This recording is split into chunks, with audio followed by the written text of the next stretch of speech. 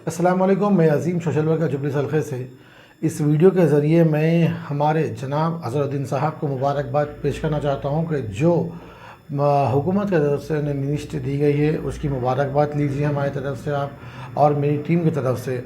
और बहुत खुशी महसूस हुई कि चलिए अज़हरुद्दीन साहब को मिनिस्ट्री आई, मगर अल्हम्दुलिल्लाह अज़हरुद्दीन साहब जो है काबिलियत रखते हैं मिनिस्ट्री लेने की काबिलियत है उनकी काबिलियत के हिसाब से उन्हें मिनिस्ट्री दी गई। इंशाअल्लाह और बड़े ओहदे पे हम देखना चाह रहे हैं।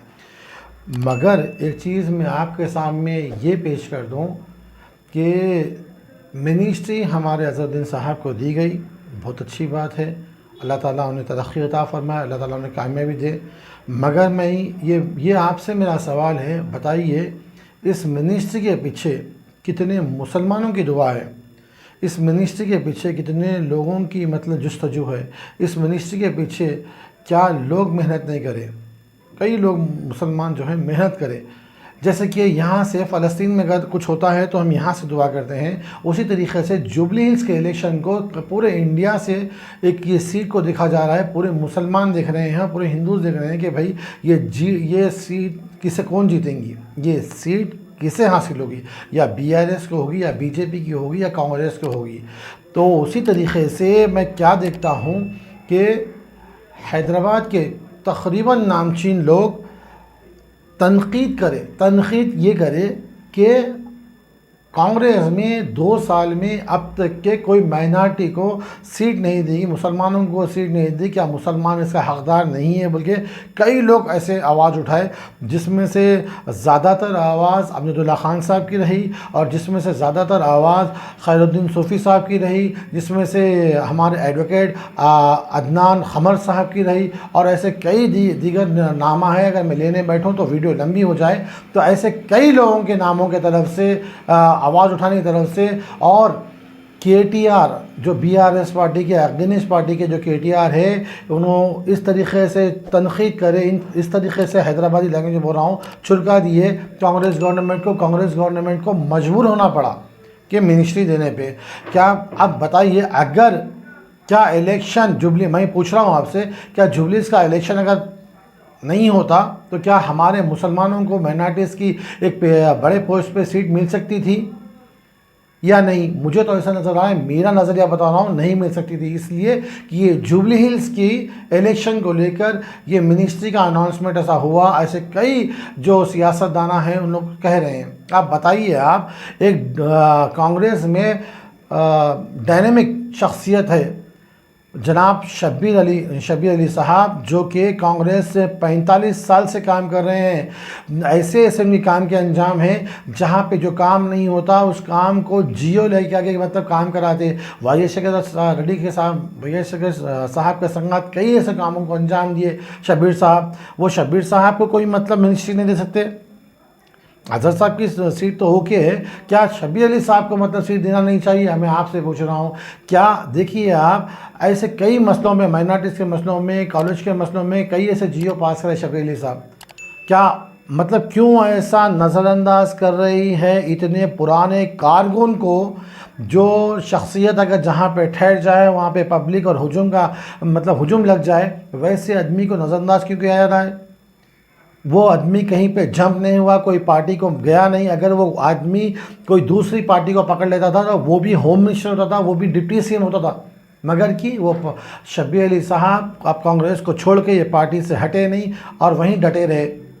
और दूसरी चीज़ में क्या देखता हूँ कि हमारे बाजार घर के फ़िरोज़ खान साहब जो है, उन्होंने भी हैदराबाद के MP के ऐसा ठहरे।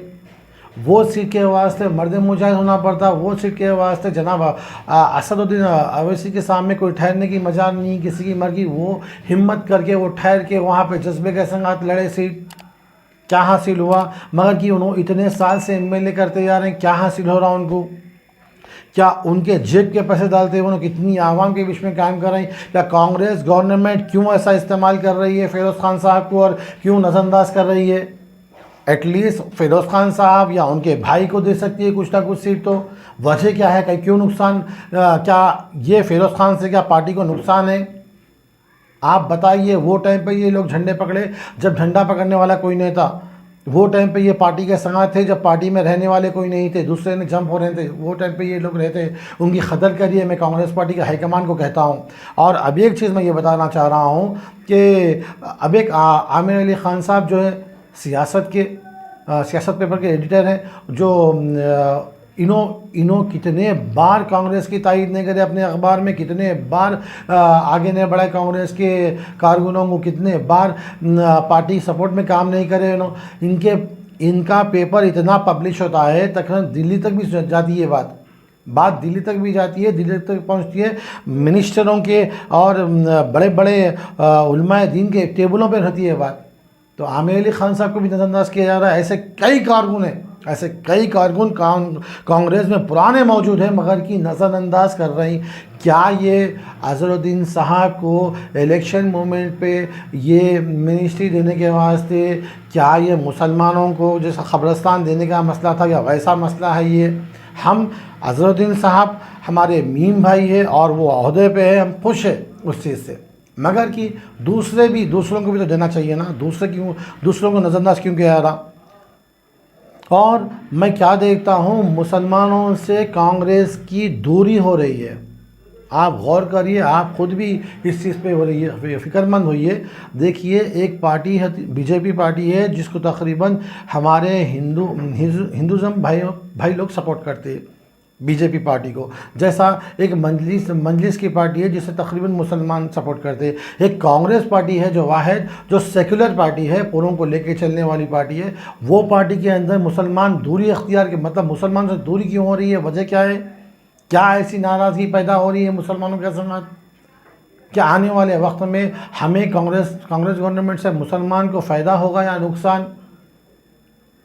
अब मैं कल एक क्या देखता हूँ, रेवंत रेड्डी साहब का दौरा यहाँ पे मेरे घर के पास हुआ और रेवंत रेड्डी साहब के घर के दौरे में देखता हूँ मैं पूरे जने अपने अपने रास्तों पे चल रहे हैं और नारा लगाते जा रहे हैं, रेवंत रेड्डी साहब की जय, फलां की जय बोल के बोलते रहे हैं। बहुत अच्छी बात है, पार्टी के लिए काम करें, मगर कि मुझे इस बात की तकलीफ़ हुई, एक मुसलमान उसमें इतनी एक मुसलमान पूरे मुसलमान खाली सुन रहे, एक मुसलमान कोई ऐसा मौजूद नहीं था जिसमें से कोई आवाज़ उठा सके कि भाई हमारे मसले मसाइल के ताल्लुक़ से।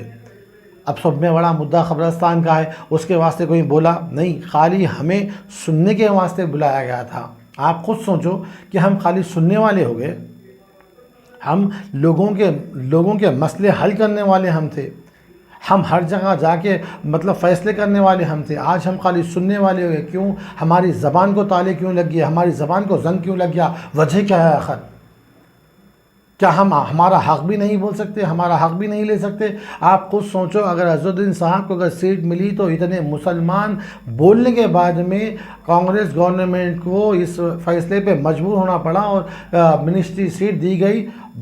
इस चीज़ की मुबारकबाद देता हूँ, मगर कि अगर हम ऐसे ही इत्तेहाद पैदा करके रखें, अगर ऐसे ही हम जुस्तजू के साथ आगे बढ़ते रहे, वो दिन भी दूर नहीं, अगर पूरे मुसलमान अगर इत्तेहाद में अगर आ जाए तो हुकूमत, कोई भी हुकूमत हो, गिर जाएगी और हम भी यहाँ से अच्छे से अच्छा लीडर पैदा कर सकेंगे और अच्छे से अच्छा मिनिस्टर पैदा कर सकेंगे जो हमारी आवाज़ को हाई कमांड तक पहुँचाए। आप खुद सोचिए, क्या हमारी आवाज़ में दम नहीं? क्या हमारा ईमान कमज़ोर हो गया? अरे भाई, हमारे वो भी पिछले रिकॉर्ड देख लो। अब हम 313 भी रह के हम हज़ारों से लड़े, हम 2 रकात नमाज़ पढ़ के भी समंदरों पे घोड़े दौड़ा दिए। हमारे को देख के पहाड़ और समंदर रास्ता दिखाते थे। वो ईमान वाले कहाँ गए आज? खाली हम जी हुजूरी में उनकी तारीफ में, इनकी तारीफ में बात करने वाले हो गए। हम इनकी तारीफ़ करने वाले, हम उनकी तारीफ़ में बात करने वाले हो गए। और अब एक भी पार्टी के एक रहनुमा है, मैं उनका बयान देख रहा हूँ, कांग्रेस में तकरीबन तेलुगु में बयान हो रहा है, और एक जने गया तो दूसरी पार्टी वाले BRS में गया तो तकरीबन उर्दू में बयान हो रहा है। KTR साहब सिर्फ उर्दू में बात कर रहे हैं। दिलों को जीतने का फ़न देखिए आप, दिलों को जीतने का फ़न देखिए। कहीं पे मतलब एक जुमला मतलब मिस नहीं हो रहा, उन्होंने उर्दू बात कर रहे। और मैं भी एक बात बोल रहा हूँ, ये ख़बरस्तान का जो मसला है, जो मसाइल हैं, हम ये इन 8-10 दिनों में कर सकते हैं। उसके बाद में कोई मिनिस्टर आपके वास्ते दरवाज़ा नहीं खोलेगा, कोई एमएलए आपके वास्ते दरवाज़ा नहीं खोलेगा, कोई भी सीएम रहने दो, कुछ भी रहने दो, उन्हें आपको टाइम नहीं देगा। आपको मिलने के वास्ते कई घंटे, कई साल लग जाएंगे। तो लिहाजा अपने होश के नाखून लो और समझो बात को। अपने घरों पे जो आ रहे हैं उनको बोलो कि भाई हमें ख़बरस्तान के पहले मसले में हल करो। हमें तहरीर में, चाहे कांग्रेस गवर्नमेंट हो चाहे बीआरएस गवर्नमेंट हो, हमें तहरीर में लिख के दें, हम करेंगे बोल के। आने वाले वक्त में वो कभी भी दें, बल्कि हमें तहरीर में दें। अब तक तो हम बहुत खामोश बैठ गए। हम बग़ैर बग़ैर कोई फ़ैसले की हम खुशियाँ भी मना लिए, मुबारकबाद भी पेश कर लिए। तो मैं ये चाह रहा हूँ, अगर मैं गलत हूँ, मैं उन लोगों को, वो मुसलमानों को गलत दिखूँगा जो अपने आकाओं की जी हुजूरी करते हैं, मैं उन्हें गलत दिखूँगा। मैं हक़ की बात करने वाला हूँ। और मुझे कल मुफ्ती साहब बोले, अगर आप हक़ के लिए ठहरे हुए हैं तो आपके 1000 दुश्मन बनेंगे, और उन दुश्मनों को आप वेलकम बोलो और अपने काम पे डटे रहो। इंशाअल्लाह अल्लाह ताला तुम्हें इसका अजर, और जो तुम्हें तनक़ीद कर रहे हैं उनको उनका अजर देगा। ये बात मेरी बोलते हुए मैं अपनी बात को ख़त्म करता हूँ। अगर किसी भाई को मेरी वीडियो से तकलीफ़ हुई है तो मैं तहे दिल से माफ़ी चाहता हूँ। अस्सलाम वालेकुम।